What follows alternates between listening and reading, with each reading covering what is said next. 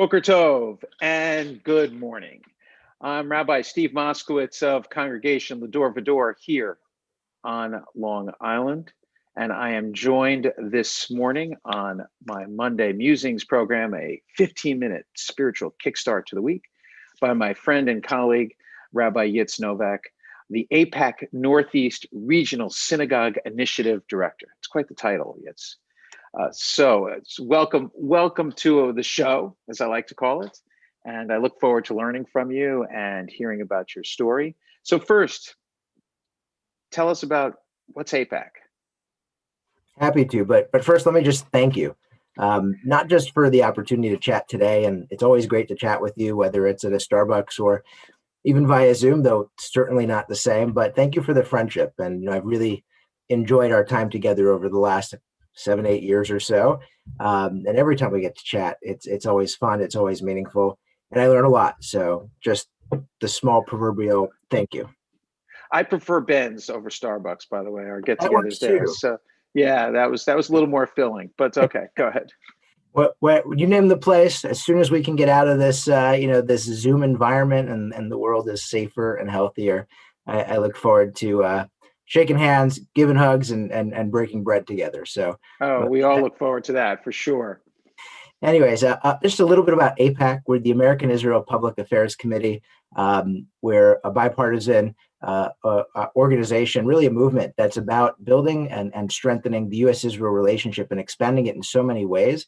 And I think the best way to think about that is America and Israel are better together. They have an unbelievable shared story. They have unbelievable shared future. And by us working really hard with friends and activists across the entire country, we're able to build that step by step. Takes time, not easy, but step by step. We're not a PAC. We're not a political action committee. We don't rate or endorse candidates. We simply work with America's elected officials. And there's amazing stories in a 15-minute musings. We really can't capture it all, but that's a little bit about what we do. And we work across the country, like I said. We have a presence on Long Island, a few awesome colleagues, many of whom you know, Julie Blinbaum, Abby Tao, but Carly Cohen, who was a student activist on college campus here on the front lines. Kevin, she's been spending a 2-year fellowship with us. So we're active in a lot of places, including the great Long Island. Yeah, and part of the partnership between Israel and the United States, we've seen the fruits of that, in particular in terms of the these new normalization agreements, these new peace accords. Just Morocco in the last week. I mean, it's just really remarkable what's happened in the last several months, and really quite a blessing to Israel and I would hope the world and the United States. So how did you come to this? I mean, you have Orthodox smicha, you're ordained as an Orthodox rabbi. So tell us a little bit about your Jewish journey. Happy to. And the truth be told is, I never would have expected how so, appropriate my upbringing was to landing me to where I am today. So I grew up in Los Angeles, in sunny California. My family's still out there. I'm in New York, which is halfway between LA and Israel, right? So it's kind of like the perfect destination. Technically, actually in New Jersey, so but whatever. We'll call it the New York regional area. Okay, exactly. New York is halfway between where both of us are sitting right now. But I grew up in Los Angeles. Grew up in a unorthodox background. My family actually really interesting. So they were both my parents were, I think, second, third generation Americans for the most part. Although I did have one grandparent was Middle Eastern, so her family was from Egypt and Syria. So I get the harif appreciation, but that's maybe can do the ha a little bit, but that's about it. And one of my parents grew up in a very prominent conservative synagogue, Sinai Temple in Los Angeles. Another one, a prominent URJ synagogue in Northern California. So I have this background, which is very interesting. And really, I remember just growing up and kind of going to the Purim costume fair at other schools, and they're like, he doesn't go to the day school here. And my grandfather's like, it's okay. It was an interesting moment, we'll say. But and then over the course of my journey, got the opportunity to spend 2 years in Israel. after high school before going to college and then ultimately to rabbinical school. And in those years, I studied in a yeshivat hesder. And for those who don't know, yeshivat hesder is predominantly an Israeli yeshiva where they spend a couple of years after high school before going to college studying, and then they spend a couple of years in the mandatory conscription in the IDF in the military. And so I was there for 2 years. And many of those, I just want to add something because I think it's, many of the graduates of those yeshivot, form a large percentage of the officers now in the IDF. At least that's my impression. That's correct? Yeah, I don't have the specific numbers, but it's definitely a large percentage. And what struck me when I was there. So my first year that I was there, it was kind of like, hey, let's get to study, let's get to see and explore and learn and get to understand Israel. And it was fantastic, just a powerful, in my family on the West Coast there, Israel was always, even though we were in the far corners of the West, our heart was in the East, to quote Rabbi Judah Halevi. And so getting to spend that first year was just unbelievable. The chance to just sit and study, and you experienced that probably first year at HUC when you were studying in Jerusalem. I wasn't exactly in Jerusalem. I was kind of in the boondocks in Yavne, but okay, the bus right away. And then I went back for a second year. And what was interesting was in the second year, half the folks who I became friends with for my first year started to go off to the army. Because they had to, because there's mandatory conscription. It's just part of living in Israel. Every 18-year-old has to go and do military service. And of course I didn't have to because I was American. And that really ate at me. Why am I any different than the guy I was sitting, halfway across the room from for a year and a half? And it really bothered me. And it's something that I really wanted to do. And so I explored, can I go into the IDF? And I was actually really intrigued in doing it. Challenge that I kind of ran into is I'm an only kid. And as such, parents have in the Israeli military has its systems. Parents have the ability to kind of limit only children from their exposure. It makes sense. And my parents were very adamant, understandably so. Being a parent of a bunch of little ones myself, I totally get that. And as such, they kind of said, we'd really prefer you to be back home. And I didn't want to get into test, are they going to come and veto it? Are they not going to, can I get, it just wasn't worth it, They really would have veto power in a sense? Not necessarily to prevent conscription into the IDF, but I really wanted to make as direct, meaningful of an impact as possible and to be in the front lines. They actually can. I don't know if the law is still like that or what the structure still is like that, but, not to say that non-front lines of the military aren't incredibly important. They absolutely are, but my passion, and it was really driven by where my friends were going, what would have been to the front lines. And so I couldn't do that. How does it get to APAC? What does it connect to APAC? What does it connect to what we do today? So when I was finishing up, pursuing SMICH, I got to know some people, and I got to know some people at APAC. And I heard the following that was shared from senior government Israeli officials to serious group of activists from APAC that were in Israel, who basically said that the IDF is the first line of defense, APAC is the second line of defense in protecting Israel and the Jewish people, and I kind of felt that was something that really struck a chord, probably because I talk about how I was in Israel for 2 years. That entire second half of that second year, part of the room was empty, and that really struck a chord. Like, where is my responsibility? How do I carry my responsibility? And I think about one of my colleagues at APAC, Rabbi Jeremy Pappas, who does what I do in the Midwest, gets to work with other Rabbi Moskowitzes. He's been on the other, Monday Musings show with the other Rabbi Moskowitz. Yes. Right. So the better APAC talent with the they match the better APAC talent with perhaps not the better. So you got the downgrade, but I got the upgrade to chat with you. It's the rival show. Okay. So. Oh, we have to pick up the ratings, the channel to see whatever. Right. That be that as it may. So he, tied it home by pointing a text that I had read many times from Kiddushin, Talmud Kiddushin, Devarim Shebalev Enam Devarim. Words that just stick in your heart and don't manifest themselves into action, they're not the same as action. and action is so much more important. And so, that also, as my mindset of what we do has been put together and assembled. That really is what drives me at APAC. We're all about activism. We're all about channeling meaningful passion into meaningful action. And it's something that I wake up literally every morning saying, I'm blessed to be able to be here, to be able to do what we do, and to engage. Do you feel, so now it's almost 10 years later after that? I mean, I'm not so good with the math, so I'm just guessing. Is it about 10 years after that in that story? Yeah, so about 10 years or so after. It's actually now getting close to 11. It's actually now we're at 11, but I guess you should probably update the bio a little bit. For 3 years, I was just an APAC activist, enamored by the organization and, doing what I can as a young sort of, whatever you want to call it, budding person in the Jewish community. And then I fell into this position about 2.5, 3 years later. I've been here for almost 8 years. And it's been unbelievably impactful, meaningful.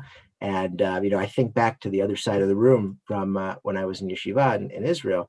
And I feel like, maybe I haven't made the same impact, the direct impact, but I'm proud to have the opportunity to make an impact. And it's an impact that is far more than just, I think people would anticipate, because we're a shot in the arm in many ways to identity, to meaningful Jewish experience across all of the folks who we work with. And we work with so many people. And it's really special. So let's unpack. I'd like to unpack two things. So can you give us concrete examples in terms of that, like that second line of defense? I mean, in terms of that you said that. I mean, has that been affirmed?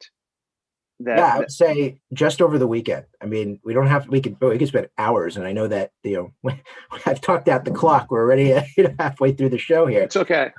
And for what it's worth, we're always happy to continue. And if any of your congregants want to continue, they should just reach out to you, and we're happy to continue the congregation.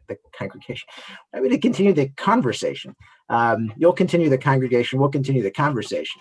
But just over literally in the last couple of days, the NDAA, the National Defense Authorization Act, passed through Congress, and in it, which it's a $740 billion bill.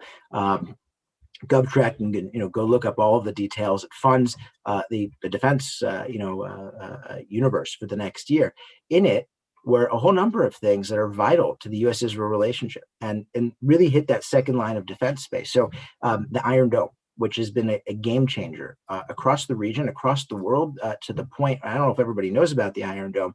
Iron Dome is this magical technology that was developed as missiles were coming in to be able to understand the trajectory of the missile and to ultimately knock the missile out before it can harm human lives.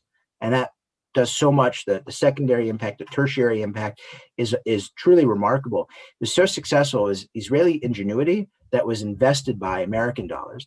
And now the Iron Dome is actually sitting protecting U.S. troops and has been procured by the U.S. military as well, which is just really special. It's not just about what Israel gains, it's also about what America gains. And that's such an important, Israel is one of America's best investments. It's not just a charity project. It's one of America's best investments, and it returns to America are really remarkable. And so I just want to add one thing, because I think it's really important to what you said earlier about the mission statement of AIPAC being bipartisan. The Iron Dome and its development is something that spans, from the Obama administration to the Trump administration. I mean, both parties have really supported, that effort and been integral to its development and its deployment, and especially during, some of the more crises that Israel has faced. It has helped enormously. There are amazing stories about how both leadership on both parties have collaborated in this space during emergency, through thick, through thin, recognizing the value here. And look, we look forward to the future in terms of working with Congress, working with the White House. This is something that we can, satisfactorily say is really good. It's kind of hard to argue about how Iron Dome hasn't been a game changer, but that's just one small piece of the. No, I was looking for an example, and I think that's a really good concrete example, and I especially appreciate how you've added that now that has, it's working to protect American troops as well. It's not just about the Iron Dome batteries in Israel, and in particular in southern Israel, and from the rockets from Gaza. Can we also, though, you mentioned, and it was almost just like a passing statement, but I do want to kind of, talk a little bit about that. You said how AIPAC helps to solidify Jewish identity, or something along those lines. And I want to hear more about like AIPAC building Jewish identity. How do you see that? Because you are a rabbi, so you're not just about defense spending. Right. No, well, by the way, the NDAA isn't just about defense either. I'll say just one quick thing, and then we'll come back to the question. So there was also a carve out there for Israeli-American COVID collaboration for 3 years, for the next 3 years.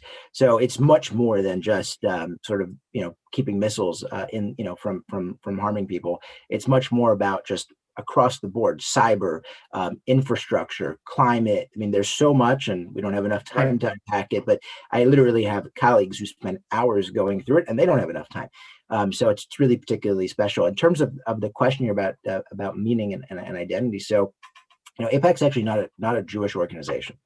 We're an organization that has a number of Jewish members, but we also have members who are not Jewish. We have members of the African American community, the veterans community, the Latino community, the Christian community. You literally go on and on. You come to our events, you come to our conferences, you can see just that, how diverse, how cross section of America AIPAC is, and continuing to be even more so.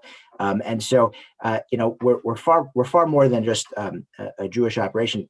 I sit in the role of Synagogue Initiative, and if you got the whole title right, most people just get about a third of it right. I was reading it. The business card doesn't even get it right, although who uses business cards, unfortunately anymore. But my role is to get to work with communities across the spectrum here.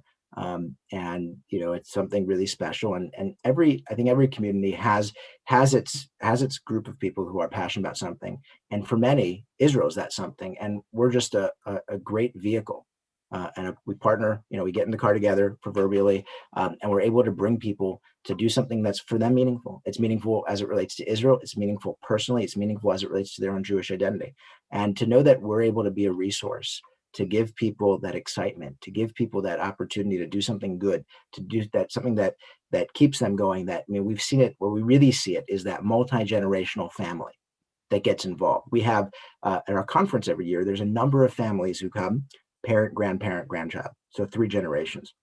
I believe this past conference we had 2 4-generation families, which when you think about that, it's just wow. That was I realized the APAC policy conference was the last conference I was at. That we were at together, because that's right before we went into this sort of, I don't know, what are we calling it now? This Zoom, perpetual Zoom mode. So how, I want to wrap up. How has AIPAC and your involvement enriched your Jewish life? So I think it goes back to that piece from Kiddushin, and I'll add a piece from Avot, because for me it's been just been a game changer. The piece from Avot, which I always point to, is a discussion that talks about if somebody wants to learn in order to be able to teach, they'll be able to learn and ultimately be able to teach. But if somebody sits with the objective of lishmor v'lasot, so lilmod l'lamed, to learn, teach, with lishmor v'lasot, to also protect and to do, they'll be able to not just to lilmod l'lamed, to learn to teach, but to ultimately be able to do. And that sort of that guiding principle of, I hope it's okay to take out rabbinic texts here, right? But that guiding principle of action is really what keeps us going. It keeps us going through. We're sitting here in the dark of the winter during Hanukkah, when we just start those lights. It keeps us going through adversity, because at the end of the day, we shouldn't be here, right? The Jewish people should have been, gone the way of the history books of the mega civilizations that just and countries and states that just didn't make it through the test of time. We're this incredible miracle of survival. And how does that happen? It happens because people make commitments to do something meaningful. They take that little candle and help it illuminate a world that's mostly dark at the darkest of nights. And I think that maybe that fits the moment that we find ourselves in. It's really challenging, right? To sit here on Zoom is awful. To think about the people who can't leave their homes, the people who have lost loved ones, or who have suffered through the virus personally, even if they didn't lose somebody, but just the struggles that we've all gone through. It's a dark time. It is, but to think that we can all make a difference if we make that commitment to step up and to do something positive for our friends, for our families, for our communities, to take that candle, to light that candle one at a time, each candle, each night, each day, to do something, and that we should build on what we've done in the past, build on what we've done yesterday, is incredibly meaningful. And to think that at AIPAC, like you do in the synagogue, we're resources, we're vehicles for people to take to light their candles and to build on their candles and to light for the next night. And we're honored and we're proud to be able to do that, to be one of the many that can do that. We're honored and proud and fond of our partnership and our friendship, and look forward to ushering in a world of pure light. I think that's to close, the example of history, the Jewish people have survived despite all attempts otherwise, and all expectations otherwise. And so it does give one hope, and it does give one a sense of faith that, we have survived far worse than what we are currently facing. And for me, Israel and my connection to Israel is, in a word, it's just the remarkable ability of the state of Israel and Israelis to affirm happiness and joy despite all of the difficulties. And I think that's what goes to my core, and that's what inspires me as well. So Yitz, I just want to thank you so much for joining me, for teaching us about AIPAC, teaching us about your work and your personal connection and your passion. I'm grateful for our friendship. And I look forward to seeing you in person, very, very soon. Thank you for joining us.